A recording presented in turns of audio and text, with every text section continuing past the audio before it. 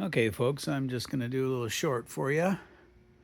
Well, I think it'll be a little too long for a short, but anyway, this is a 2018 Infiniti QX60 that I bought for my 19-year-old daughter to take to college. And long story short, it needed a new timing chain assembly. There's three timing chains on the motor. So I replaced all the timing chains, put the motor back together, and as you can see, the complete engine and tranny comes out of the car for that job. And put it back in the car. Everything went well. It ran really well, no issues, and ran for about 30 minutes one day. Started it up the next day, and I let it run for about 20 minutes. And then it went tick, tick, tick, and just died. And what had happened, unfortunately, it was completely my fault, and I'll show you what I did. I made sure and I torqued all these million little 10 millimeter bolts all the way around on this timing cover. You see all the new parts. What I did not do was I ran this and yuck, and this bolt in finger tight with the right Allen key and just an extension with my fingers. And then I thought, well, I don't know the torque specs, so I'll come back, tomorrow, because it was about the end of the day. I'll come back tomorrow and torque those. Well, what do you think I forgot to do?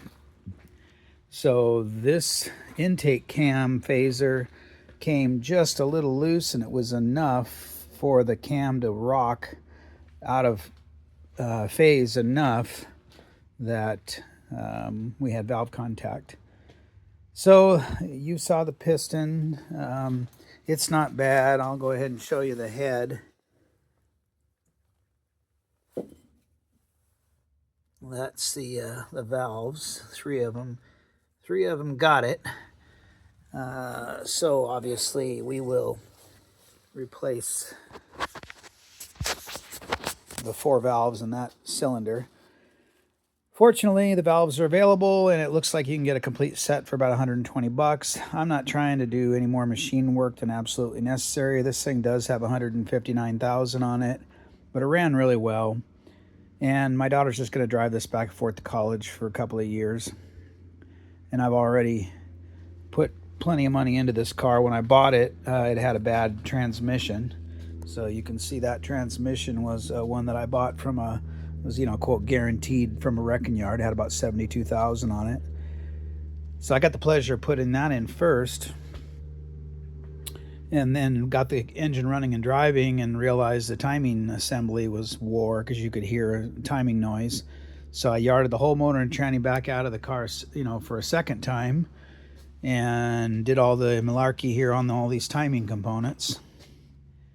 And honestly, it wasn't a bad job. I'll show you the kind of the trick for any of this work is Tupperware, right? You put your different assemblies in Tupperwares like this and lay it all out. And then, if you're experienced enough working on cars, you at least have a clue of what your bolts look like. And see, everything over here is intake, valve cover, and fuel system that goes with that valve cover.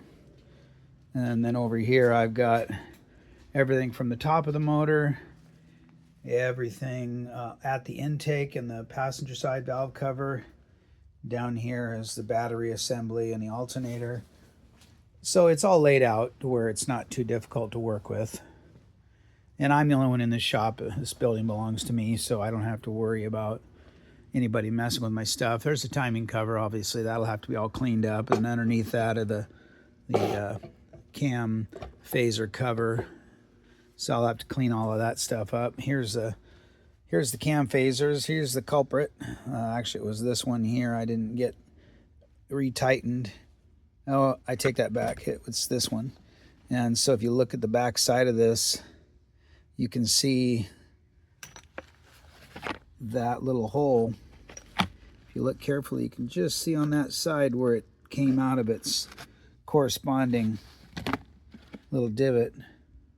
Oh, interesting. A little broken. I'll have to investigate that tomorrow. Not sure what's going on there. Not sure what that is. Yeah, I don't know what that is. I'll have to figure that out tomorrow. But on the cam end, here's the cams. And again, this is all laid out as it came out of the engine, with the exception of these fuel injection rail bolts, head bolts. And the head bolts are even laid out in the bucket how they came out of the motor. I don't even know if I'll be able to reuse them. I've got to find out if they're torque to yield or if they can be reused. But I'll just show you. Here's the business end of the intake cam. And that's kind of what that's supposed to look like. Oh, I see. That hole is where that pin is supposed to be. Like this exhaust cam has that pin, so I will have to, I'll deal with that tomorrow, but what I'll have to do is probably mic that diameter of that hole and then go to a machine shop or maybe a hardware, bolt and nut place to get that piece. And maybe I can buy it from the Infiniti dealer too. I don't know if they sell that pin separate from the cam, but either way, I'll figure it out. We'll make it work. I've got a friend who's got a shop in Issaquah. They do a lot of this type of work, and who knows, maybe they've got some junk cams so that I can harvest a pin out of. But there you go. That's about all there is to say about that. Not a great day, or not a happy day, but it is what it is. I still feel very fortunate.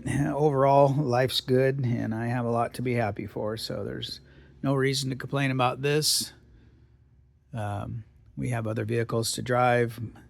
Currently, we played musical cars. My wife's driving my youngest daughter's truck, and my youngest daughter's driving my wife's truck, and she's got her car down in Georgia, so my wife's got stuck with the oldest vehicle right now, but she's not going to be too sad because I'm going to let her drive my XKR, which is a supercharged V8 Jaguar 400 horse car. I'm going to let her drive that until I get the Infiniti fixed and all the musical cars done.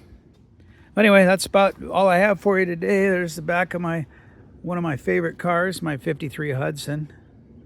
And of course, that's my E-Type Jag that I haven't started on yet. I bought that car just like that. If you look at my other videos, you'll see nothing on that car as I haven't done a video yet. Here's the 67 Saab. I made some real progress on that today. We got the carburetor replaced and another used carburetor, but I got it on there and it runs. But what I did find, and I put a fuel filter on it, what I found was I'm getting a lot of air in that fuel filter, and it's not keeping the float bowl full. So I think that my fuel line from the tank to the electric fuel pump that I put on there is the problem. So I think what I'm going to do next time I have a chance is, oh gosh, I'm glad I came back out here and roll this window up. Next time I have a chance, I'm going to disconnect the fuel line at the tank and put a plug in it so that I can put the line under a vacuum. I've got one of those vacuum pumps that has a gauge on it. So I'll throw it on, 10 pounds of vacuum on it and see how long it'll hold, or see if it'll hold anything. Because you never know. It could be the line that's leaking, or it could be the fitting. It's hard to say what the problem is, but we'll figure it out. Get this hood closed on this. I tell you, if you don't know anything about Saabs, these are kind of funny. They have this backwards hood, and the way you close it is flop it down like you watched me do, and then you push it down like that. And I didn't all the way close it, but this is another car I bought and got it running and drove it, and it was just a kick to drive. So fun. 4-speed on the column. First car I've ever owned like that. But we'll do some more videos on that. There's a Silverado. Hey, if anybody wants to buy that purple Corvette, cheap. It's an 84 Chevy Corvette with a crate motor in it, 700 R4 tranny, Boyd, 18-inch aluminum wheels, black leather interior. The interior was all replaced. It has an electrical problem right now, and I could tell you more about it if you're interested. And that'll be another project we got to do. That's got a head gasket problem. Guess that dump truck's for sale also. Okay, enough. You guys have a good night. We'll catch up with you soon.